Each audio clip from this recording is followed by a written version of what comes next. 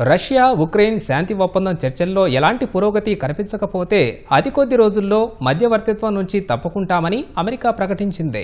ఫ్రాన్స్లో ఐరోపా, ఉక్రెయిన్ నేతలతో భేటీ అయిన అమెరికా విదేశాంగ మంత్రి మార్కో రూబియో అధ్యక్షుడు ట్రంప్నకు యుద్ధ విరమణలో మధ్యవర్తిత్వం వహించాలని ఆసక్తి ఉందన్నారు. అయితే ప్రపంచంలో ప్రాధాన్యం ఇవ్వాల్సిన మరెన్నో అంశాలు ట్రంప్నకు ఉన్నాయని రూబియో వెల్లడించారు. ఇక ఈ చర్చల్లో మధ్యవర్తిత్వం వహించే చర్యలను ఎన్నో రోజులు కొనసాగించలేమని, అతి త్వరలో ఈ అంశంపై ఒక నిర్ణయానికి వస్తామని తెలిపారు. శాంతి ఒప్పందాన్ని కుదిర్చేందుకు చాలా సమయాన్ని, శక్తిని ట్రంప్ ఖర్చు చేశారని రూబియో చెప్పారు. రష్యాను కాల్పుల విరమణకు ఒప్పించేందుకు అవసరమైన సైనిక సాయం చేసేందుకు ఖనిజాల ఒప్పందంపై ఉక్రెయిన్ వచ్చే వారం సంతకం చేస్తుందని ట్రంప్ ప్రకటించిన వేళ రూబియో వ్యాఖ్యలు ప్రాధాన్యం సంతరించుకున్నాయి.